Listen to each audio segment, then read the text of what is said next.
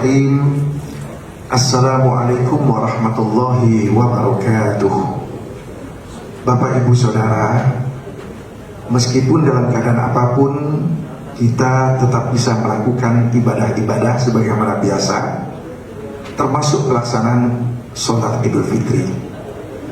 Untuk dimaklumi bahwa sholat Idul Fitri untuk pertama kali dilakukan oleh Rasulullah SAW, yaitu tahun kedua Hijriyah. Sholat Idul Fitri hukumnya sunnah muakkadah, yaitu ibadah sunnah yang sangat dianjurkan. Bila kita laksanakan berpahala, tapi seandainya kita tidak melaksanakan tidak berdosa.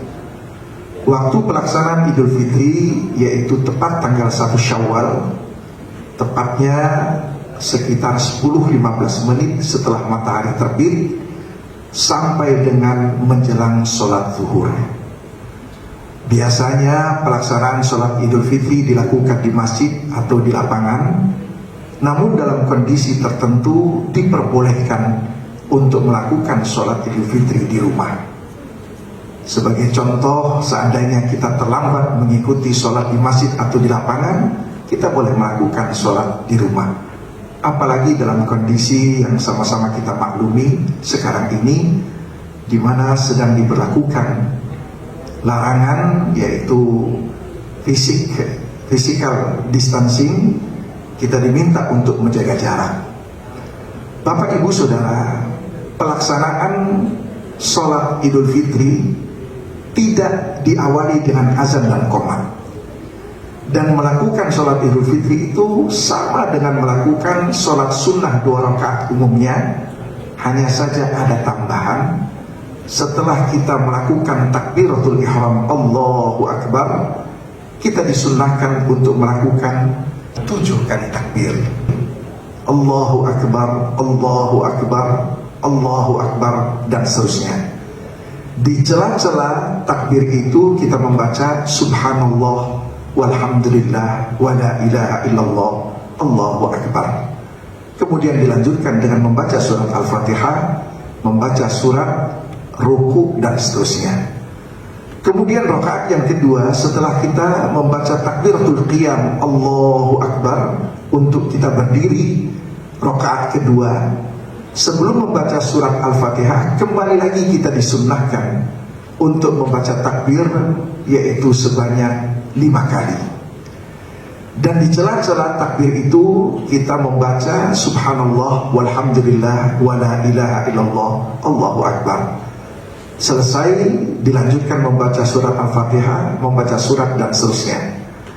Bapak Ibu Saudara, seandainya kita lupa untuk membaca takbir-takbir tersebut, maka hukumnya tetap sah, tidak perlu kita mengulangi kembali pelaksanaan sholat Idul Fitri itu. Bapak Ibu Saudara, seandainya kita sholat Idul Fitri di rumah sendiri, itu tidak diminta untuk dilakukan khutbah.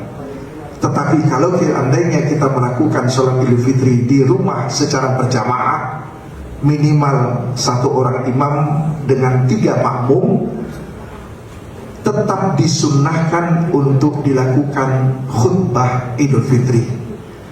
Dan kalaupun seandainya tidak dilakukan khutbah, tetap sholat Idul Fitri kita itu sah. Namun seandainya akan dilakukan khutbah Idul Fitri, harus mengikuti tuntunan dan rukun-rukunnya. Yang pertama, bahwa khutbah Idul Fitri itu tidak dibuka dengan ucapan salam dan juga tidak ditutup dengan salam. Yang kedua, khutbah Idul Fitri itu dilakukan dengan 2 khutbah, dan khatib melakukan khutbah secara berdiri dan melakukan duduk di antara 2 khutbah sejenak untuk berdiri kembali melakukan khutbah yang kedua. Yang ketiga, khutbah pertama diawali dengan 9 kali takbir, sedangkan khutbah yang kedua diawali dengan 7 kali takbir. Adapun isi khutbah yang pertama dan yang kedua, kita awali dengan memuji Allah, alhamdulillah. Kemudian kita berselawat kepada Nabi, assalatu wassalamu ala rasulillah. Kemudian yang ketiga, wasiat takwa, usikum wa nafsi bitaqwallah. Kemudian yang keempat, pada khutbah yang pertama kita mengutip ayat-ayat Al-Quran ataukah surat Al-Quran. Kemudian yang kelima, pada khutbah yang kedua kita menutup doa bagi umat Islam, minimal Allahumma ghafir lil muslimina wal muslimat. Demikianlah tuntunan praktis tata cara kita melakukan sholat Idul Fitri di rumah yang dilanjutkan dengan khutbah Idul Fitri. Semoga Allah Subhanahu wa taala memberikan hidayah dan taufiknya kepada kita. Wassalamualaikum warahmatullahi wabarakatuh.